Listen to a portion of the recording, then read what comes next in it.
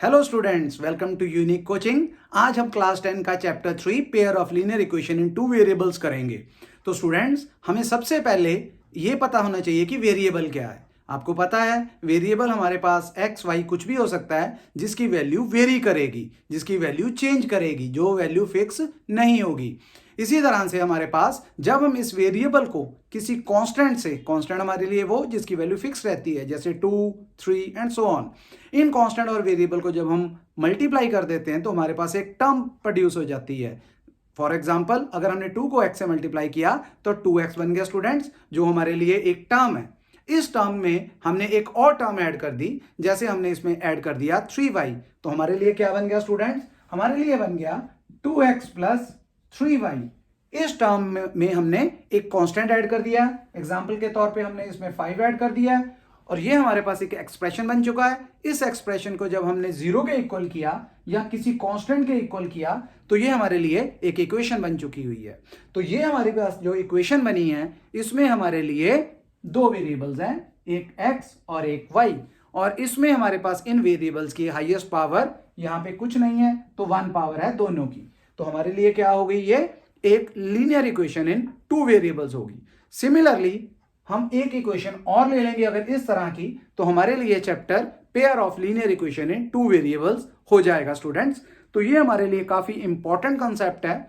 इसमें हमारे पास इस दो अगर लीनियर इक्वेशंस दी हुई हैं तो उनके सॉल्यूशंस हम किस किस तरह से निकाल सकते हैं। इनके सॉल्यूशन हम ग्राफिकली भी निकाल सकते हैं। कैसे? अगर हमें दो इक्वेशंस दी हुई हैं तो उनको प्लॉट कर देंगे। प्लॉट करके हमारे पास क्या वो दोनों लाइंस जो हमारी बनी है क्या आपस में कट कर रही हैं, इंटरसेक्ट कर रही हैं, या पैरेलल हैं, या एक दूसरी लाइन के ऊपर आ रही हैं। तो इस तरह से हमें पता चल जाएगा कि हमें कौन सी लाइंस दी हुई हैं। इसी तरह से हम इसको अलजेब्रिकली भी सॉल्व कर सकते हैं। हमारे पास डिफरेंट मेथड्स हैं जिससे हम इसको सॉल्व कर सकते हैं। वहां से हमारे पास जिस तरह का सोल्यूशन आएगा उससे हमें पता चलेगा कि हमारे लिए ये सोल्यूशन किस तरह, नो सोल्यूशन आ रहा है, यूनिक आ रहा है, या इनफाइनाइट आ रहा है। एक सोल्यूशन भी हो सकता है, दो भी हो सकते हैं, अनगिनत भी हो सकते हैं, यहाँ कोई भी सोल्यूशन नहीं हो सकता है। तो ये हमने अपने आने वाले जो मेथड है उनसे सीखेंगे। तो हमारे लिए सबसे पहले कौन कौन से मेथड्स आएंगे इन लाइन से रिलेटेड, उनके क्या सोल्यूशन होंगे, वो क्या कंसिस्टेंट होगा, क्या वो इनकंसिस्टेंट होगा, ये सब कुछ हमने इस कंसेप्ट में पढ़ना है। तो हमारे लिए स्टूडेंट्स क्या चीज है, क्या सीखने वाला है? तो हमें सबसे पहले ये पता होना चाहिए कि हमारे पास दो लीनियर इक्वेशंस दी हुई हैं। अगर आपके पास वो दो लीनियर इक्वेशंस दी हुई हैं तो हमने सबसे पहले उन दोनों लीनियर इक्वेशंस को 0 के इक्वल कर लेना है। तो हमारा सबसे पहला काम क्या है कि जो लीनियर इक्वेशंस हमें दी हुई हैं उसको हम 0 के इक्वल कर लेंगे। उसके बाद का कंसेप्ट, जो हमारे पास x जो पहला वेरिएबल है, अगर x है तो उसका जो हमारे लिए कॉफिशिएंट है वो हमारे लिए a1 होगा। सिमिलरली जो y हमारे पास वेरिएबल है उसका कॉफिशिएंट b1 होगा, और जो एक कांस्टेंट दिया होगा वो हमारे लिए c1 होगा। कांस्टेंट अगर मिसिंग है तो c1 को 0 ले लेंगे। इसी तरह से दूसरी इक्वेशन में भी x के कॉफिशिएंट को a2, y के कॉफिशिएंट को b2, और जो कांस्टेंट है वो हमारे लिए c2 आ जाएगा। तो मैंने यहाँ पे दो लीनियर इक्वेशंस आपके लिए ली हुई हैं। तो यहां से हमने अब क्या करना है, अब हमने बारी बारी से x के, y के और कांस्टेंट्स के जो कॉफिशिएंट्स हैं उनकी हमने रेशियोज निकालनी है। तो सबसे पहले x का कॉफिशिएंट हमारे लिए a1 है, पहले में, दूसरे में a2 है। हमने रेशियो निकाली तो हमारी रेशियो बन गई a1 बाय a2। दूसरे में हमने y के कॉफिशिएंट्स की रेशियो निकाली, वो हमारे लिए आ जाएगी b1 बाय b2। इसी तरह से अगर हमारे पास ये दो रेशियोज, जो हमारे पास x और y के कॉफिशिएंट्स की रेशियो है स्टूडेंट्स, अगर ये इक्वल नहीं आ रही तो हमारे लिए कैसा सोल्यूशन होगा? हमारे लिए यूनिक सोल्यूशन होगा। और ग्राफिकली देखें तो ये इंटरसेक्टिंग लाइंस होंगी, ये एक पॉइंट पे इंटरसेक्ट करेंगी, एक पॉइंट पे कट करेंगी। तो इसका मतलब solution unique, that is one solution, consistent है। सोल्यूशन चाहे एक हो, दो हो, अनगिनत हो, इनफाइनाइट हो, तो उसको हम कंसिस्टेंट बोलते हैं। और लाइंस ग्राफिकली हमारी कैसी हो जाएंगी? लाइंस हमारी इंटरसेक्टिंग लाइंस हो जाएंगी ग्राफिकली। इसी तरह से फिर हमने आगे रेशियोज निकालनी है। फिर हमने रेशियो निकाली x के कॉफिशिएंट्स की a1 बाय a2, y के कॉफिशिएंट्स की निकाली b1 बाय b2, और कांस्टेंट्स की रेशियो निकाली c1 बाय c2। अब ये तीनों रेशियोज आपस में इक्वल आ चुकी हुई हैं। अगर ये तीनों रेशियोज आपस में इक्वल आ चुकी हुई हैं तो हमारे लिए ये इनफाइनाइटली मैनी सोल्यूशन की कंडीशन बन जाएगी। जैसे मैंने पहले बोला है कि चाहे सोल्यूशन एक हो चाहे इनफाइनाइट हो, वो हमेशा कंसिस्टेंट ही होता है। तो ये आपके लिए कंसिस्टेंट हो गया। और ये लाइंस कैसी होगी? ये लाइंस आपके लिए कोइंसिडेंट लाइन हो जाएगी। अगर हमने एक लाइन ड्रॉ की है तो दूसरी लाइन भी उसी के ऊपर ही ग्राफिकली ड्रॉ होगी। तो यहां से हमें पता चल गया ये कोइंसिडेंट लाइंस के लिए सोल्यूशन आया। तीसरी कंडीशन फिर उसी तरह से हम करेंगे स्टूडेंट्स। पहले a1 a2 की रेशियो निकाल ली, x के कोएफिशिएंट्स की, y के कोएफिशिएंट्स की निकाल ली b1 b2। वो दोनों तो इक्वल आ रहे हैं, लेकिन कांस्टेंट्स की जो रेशियो है वो उनके इक्वल नहीं आ रही। तो इसका मतलब हमारे लिए सोल्यूशन नो सोल्यूशन होगा।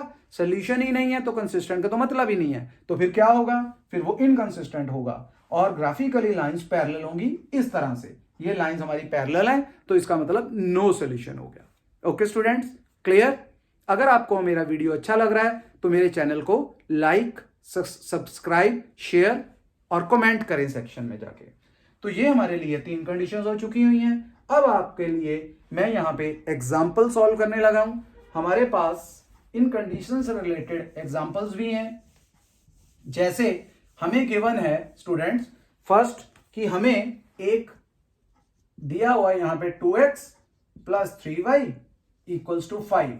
तो मैंने जैसे आपको अभी बताया, तो हमें सबसे पहले क्या काम करना है कि हमें इसको 0 के इक्वल करना है। तो जब 0 के इक्वल करेंगे तो बनेगा 2x plus 3y minus 5 equal to 0। Okay students, अब हमारे पास दूसरी इक्वेशन वो है 4x plus ky is equal to 10। तो यहां पे भी सेम प्रोसेस फॉलो करेंगे। वो क्या करेंगे कि सब टर्म्स एक तरफ हमने ले आनी है और 0 के इक्वल कर देना है इक्वेशन को। ये बन चुका हुआ है। अब आपको यहां पे मिसिंग k की वैल्यू निकालनी है। यहां पे y का कोएफिशिएंट k है तो इसकी वैल्यू निकालनी है, लेकिन कंडीशन दी हुई है कि इनफाइनाइटली मैनी सोल्यूशन है इसके लिए, इनफाइनाइट। तो इनफाइनाइट की कंडीशन क्या थी? उसकी कंडीशन थी a1 by a2 is equal to b1 by b2 is equal to c1 by c2। तो इसमें हम क्या करेंगे? इसमें हम यहां पे जो कोएफिशिएंट्स हैं x के, y के और कांस्टेंट्स वो इसमें पुट कर देंगे। a1 का कोएफिशिएंट और x का कोएफिशिएंट हमारा 2 है, वो a1 की वैल्यू हो जाएगी, 2 पुट कर दिया। दूसरी इक्वेशन में से x का कोएफिशिएंट 4 है, वो हमारा a2 हो गया। फिर हमने b1 की वैल्यू पुट कर दी। y का कोएफिशिएंट जो पहली इक्वेशन में से वो 3 है और दूसरी इक्वेशन में से y का कोएफिशिएंट k है। अब आप कांस्टेंट लिख लोगे -5 एंड -10। तो यहां पे अगर हम इसकी कटिंग कर दें तो यहां 1 आ जाएगा और यहां 2 आ जाएगा। और इसके बाद हमने अगर क्रॉस किया, k को 1 से मल्टीप्लाई करेंगे k आ जाएगा, 3 को 2 से करेंगे तो 6 आ जाएगा। तो k की वैल्यू जो मिसिंग थी हमारी आ चुकी हुई है स्टूडेंट्स, वो हमारे लिए क्या आई है? 6 आई है। अगर आप यहां से लास्ट 2 टर्म्स में से भी निकालोगे तो यहां से भी k की वैल्यू हमारे लिए सेम आएगी। ओके स्टूडेंट्स, काफी इजी कंसेप्ट है, आपने अपने दिमाग में रखना है। इसी तरह से हम इससे रिलेटेड एक और एग्जांपल लेते हैं। उस एग्जांपल में हमें क्या है कि हमें 2 इक्वेशंस दी हुई हैं और हमने बताना है कि वो कंसिस्टेंट है या इनकंसिस्टेंट है। तो हमारे लिए क्या एग्जांपल है? 3x plus 2y equals to 5 और दूसरी हमारे पास है 2x minus 3y equal to 7। तो सबसे पहला काम हमारा, हम सारी टर्म्स को एक तरफ करेंगे तो बन जाएगा 3x plus 2y minus 5 equal to 0 and second 2x minus 3y minus 7 equal to 0। तो रेशियो निकालते हैं पहले a1 बाय a2 की। वो कितनी आ गई? 3/2। पहली में से x का कोएफिशिएंट 3, दूसरी में से x का कोएफिशिएंट 2। तो a1 बाय a2 की रेशियो आ चुकी हुई है। इसी तरह से b1 बाय b2 की रेशियो निकाल लेते हैं। वो हमारे लिए क्या आ गई? y का कोएफिशिएंट 2, दूसरे में से -3। तो अगर हम ध्यान से देखें a1 बाय a2 की रेशियो 3/2 और b1 बाय b2 की ratio 2/-3 which is equal to -2/3। तो ये दोनों इक्वल नहीं है। तो हम क्या लिखेंगे? a1 by a2 is not equal to b1 by b2। तो ये किसकी कंडीशन थी? किसकी कंडीशन थी? हमने ये किया, ये हमारे लिए यूनिक सोल्यूशन की कंडीशन थी। और यूनिक सोल्यूशन क्या होता है आपको पता है?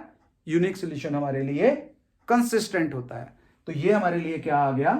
कंसिस्टेंट। तो उसने पूछा था बताओ ये कंसिस्टेंट है या इनकंसिस्टेंट है, तो हमने आंसर अपना दे दिया है कि ये हमारे लिए कंसिस्टेंट है। अगर यूनिक है साथ में तो ये आपके लिए इंटरसेक्टिंग लाइंस का सोल्यूशन भी है ग्राफिकली। Okay students, clear? अगर आपको कोई प्रॉब्लम है कमेंट सेक्शन में जाएं, कमेंट करें, मैं आपकी प्रॉब्लम सॉल्व कर दूंगा। इसी तरह से अगर आपको मेरा वीडियो अच्छा लगा है तो वीडियो को लाइक, सब्सक्राइब, शेयर आप कर सकते हैं। Okay students.